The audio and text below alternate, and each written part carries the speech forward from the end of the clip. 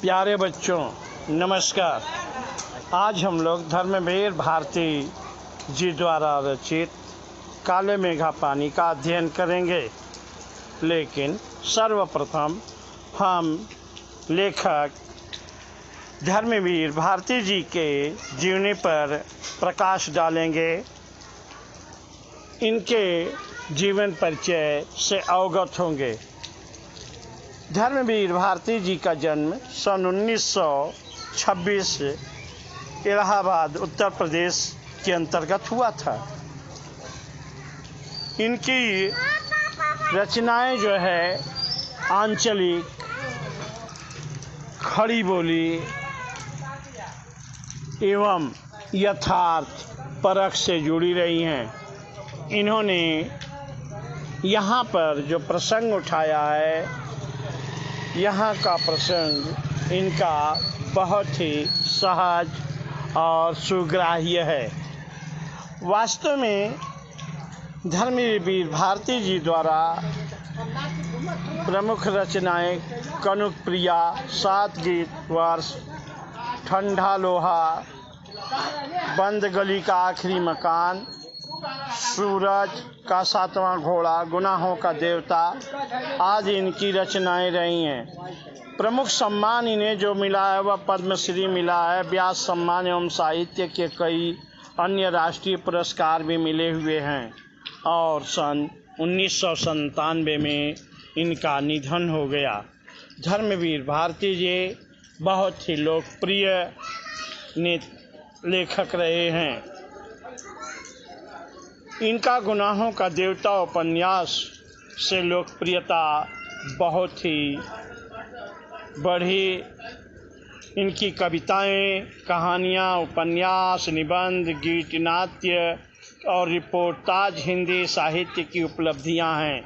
भारती जी के लेखन की एक खासियत यह भी है कि हर उम्र और हर वर्ग के पाठकों के बीच उनकी अलग अलग रचनाएं लोकप्रिय हैं। वे मूल रूप से व्यक्ति स्वातंत्र्य, मानवीय संकट एवं रोमानी चेतना के रचनाकार हैं। तमाम सामाजिकता एवं उत्तरदायित्वों के बावजूद उनकी रचनाओं में व्यक्ति की स्वतंत्रता ही सर्वोपरि है। रोमानियत उनकी रचनाओं के संगीत में लय की तरह मौजूद है। उनका सर्वाधिक लोकप्रिय उपन्यास गुनाहों का देवता एक सरस और भावप्रवण प्रेम कथा है। दूसरे लोकप्रिय उपन्यास सूरज का सातवां घोड़ा पर हिंदी फिल्म भी बन चुकी है। इस उपन्यास में प्रेम को केंद्र में रखकर निम्न मध्य वर्ग की हताशा, आर्थिक संघर्ष, नैतिक विचलन और अनाचार को चित्रित किया गया है। स्वतंत्रता के बाद घिरते हुए जीवन मूल्य, अनास्था, मोहभंग, विश्व युद्धों से उपजा हुआ डर और अमानवीयता की अभिव्यक्ति अंधा युग में हुई है। अंधा युग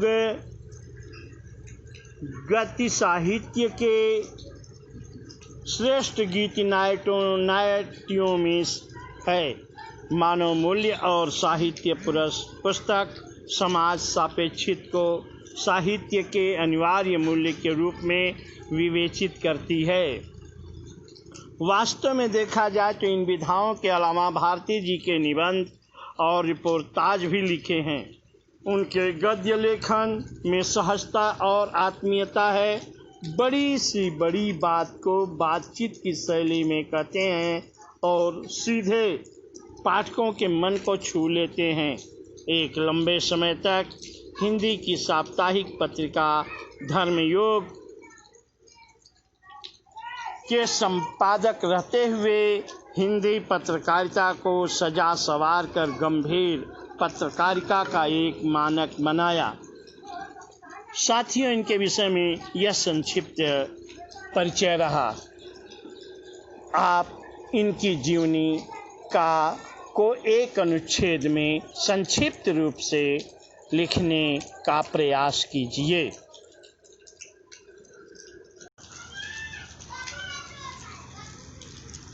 साथियों, काले मेघा पानी दे इस पाठ का सारांश हम कुछ संक्षिप्त रूप में आप तक परोसने का प्रयास कर रहे हैं और उसको निरंतर अध्ययन करते हुए पंक्ति दर पंक्ति उसकी व्याख्या विश्लेषण की जाएगी एवं बताया जाएगा। लेकिन इससे पहले कि आप लोग काले मेघा पानी का सारांश ध्यान से सुनने का कष्ट करें। काले मेघा पानी दे यह संस्मरण है। इस पाठ में लोक प्रचलित विश्वास और विज्ञान द्वंद्व का सुंदर चित्रण है। विज्ञान का अपना तर्क है और विश्वास का अपना सामर्थ्य। इसमें कौन कितना सार्थक है, यह प्रश्न पढ़े लिखे समाज को उद्वेलित करता रहता है। इसी दुविधा को लेकर लेखक ने पानी के संदर्भ में प्रसंग रचा है। आषाढ़ का पहला पखवाड़ा बीत जाने के बाद भी खेती और बहुकाज प्रयोग के लिए पानी न हो तो जीवन चुनौतियों का घर बन जाता है और इन चुनौतियों का निराकरण विज्ञान न कर पाए तो उत्सवधर्मी भारतीय समाज चुप नहीं बैठता, वह किसी जुगाड़ में लग जाता है। प्रपंच रचना है और हर कीमत पर जीवित रहने के लिए अशिक्षा और बेबसी के भीतर से उपाय और काट की खोज करता है। लेखक ने अपने किशोर जीवन के इस संस्मरण में दिखलाया है कि अनावृष्टि दूर करने के लिए गांव के बच्चों की इंद्र सेना द्वार द्वार पानी मांगते चलती है और लेखक का तर्कशील किशोर मन भीषण सूखे में उसे पानी की निर्मम बर्बादी के रूप में देखता है। इसे किशोर मन का वितर्क नहीं, वैज्ञानिक तर्क ही कहना चाहिए और विज्ञान विषय की इतने दीर्घकाल तक पढ़ाई और विज्ञानोपलब्ध आविष्कारों से अपने जीवन को भौतिक सुख सुविधाओं से भरते रहने के बावजूद इस देश के जनमानस में ऐसी वैज्ञानिक दृष्टि का न जन्म पाना अफसोसनाक ही कहा जा सकता है। पर जनता के सामूहिक चित्त में बैठे विश्वासों का क्या करें, जिनसे संचालित होने वाले कुछ लौकिक कर्मकांड संस्कृति की घटना के रूप में हमें लगते हैं। यदि वे विश्वास प्रत्यक्ष उल्लेख, जानलेवा या नस्ल, जाति, मजहब और लिंग के आधार पर किसी समुदाय के लिए अपमानजनक हों, तब तो उन्हें अंधविश्वास कहकर उनका शीघ्र अतिशीघ्र निराकरण ही एकमात्र कर्तव्य है। पर यदि कुछ विश्वास विज्ञान समस्त न होकर भी उक्त तरह से हानिकार न हो तो उनके साथ भी उसी प्रकार का बर्ताव क्या उचित है? ऐसा करने में क्या हमारे सांस्कृतिक मन के खाली खाली हो जाने का खतरा नहीं है? इस बात को लेखक उकेरा है। विश्वास की भी तो एक रचनात्मक भूमिका हो सकती है।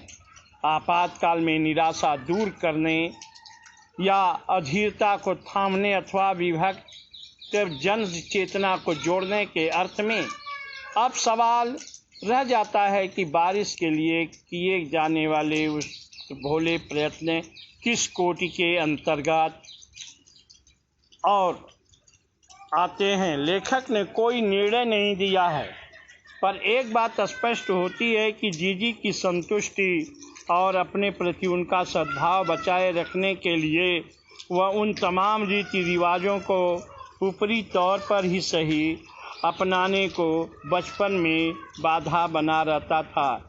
इससे क्या संकेत लिया जा सकता है? विश्वास का सत्य बड़ा है या सहज प्रेम का रस या दोनों। प्यारे बच्चों, सारांश भी आपके समक्ष रखा गया।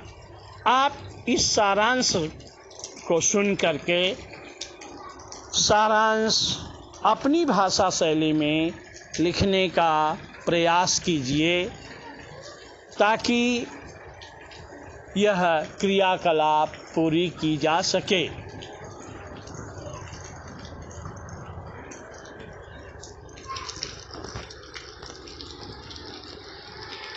काले मेघा पानी दे।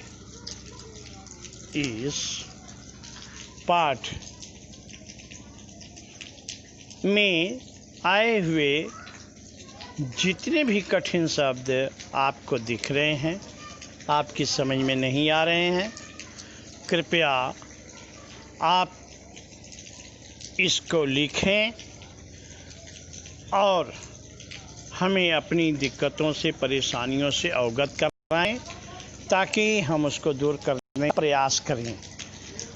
अब आप इसका वाचन हम लोग करेंगे इस पाठ का, और एक पैराग्राफ के बाद उसका प्रश्नोत्तर भी तैयार करते हुए चलेंगे।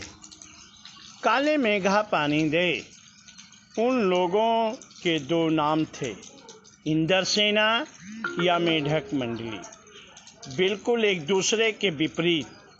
जो लोग इनके नग्न स्वरूप शरीर, उनकी उछल कूद, उनके शोर शराबे और उनके कारण गली में होने वाले कीचड़ कादों से चिढ़ते थे, वे उन्हें कहते थे मेढक मंडली। उनकी आगवानी गलियों से होती थी। वे होते थे 10-12 बरस से 16-18 बरस के लड़के, सांवला नंगा बदन, सिर्फ एक जंघिया या कभी कभी सिर्फ लंगोटी। एक जगह इकट्ठे होते थे। पहला जयकारा लगता था, बोल गंगा मैया की जय। जयकारा सुनते ही लोग सावधान हो जाते थे। स्त्रियां और लड़कियां छज्जे बारजे से झांकने लगती थीं और वह चित्रित नंग धड़ंग टोली उछलती कूदती समवेत पुकार लगाते थे। काले मेघा पानी दे, गगरी फूटी बैल पियासा, पानी दे गुड़दानी दे, काले मेघा पानी दे। प्यारे बच्चों, मेरे वाचन के अनुरूप आप भी वाचन करने का प्रयास कीजिए एवं इस पाठ के अंतर्गत यह जो पहला अनुच्छेद है, इससे कम से कम 3 छोटे छोटे प्रश्नोत्तर तैयार कीजिए जिसका वाक्य एक उत्तर में हो। चूँकि यह प्रश्नोत्तर हम लोगों को कड़ी कड़ी की ओर से ले जा कर के एक बृहद भंडार परोसेगा। मेढक मंडली या इंद्रसेना उन्हीं बच्चों को कहा गया है जो बच्चे की बरसात के लिए ईश्वर से दौड़ दौड़ कर, कूद कूद कर, उछल उछल कर, कीचड़ में नहा नहा करके दरवाजे से दरवाजे जाते हैं और पानी मांगते हैं कि हमको पानी चाहिए। और इन्हीं को साहित्यिक भाषा में इंद्रसेना कहा गया है तथा व्यंग्यात्मक भाषा में मेढक मंडली कहा गया है। ये बच्चे पानी की चाह के लिए हर दरवाजे पर नंगे धड़ंगे होकर जाते हैं, उछलते हैं, कूदते हैं और वहीं पर उन्हें यह रूप दिखाई देता है कि लोग घरों में से जो भी अपने लिए पानी बचा कर रखे हुए हैं, 1 बाल्टी 2 बाल्टी, वे 1-2 बाल्टी पानी पीने के लिए रखे हुए हैं घर में, लेकिन उसी पानी को ला करके ऊपर फेंकते हैं और ये चहकते हुए धरती में लौटते हैं, चिल्लाते हैं, काले मेघा पानी दे, काले मेघा पानी दे। इसका वाचन करेंगे आप, और वाचन करने के उपरांत तब इसको जो है अपनी नोटबुक में इसका प्रश्नोत्तर तैयार करेंगे। कम से कम 5 प्रश्न, एक एक वाक्य में उत्तर देने वाले आप तैयार करेंगे।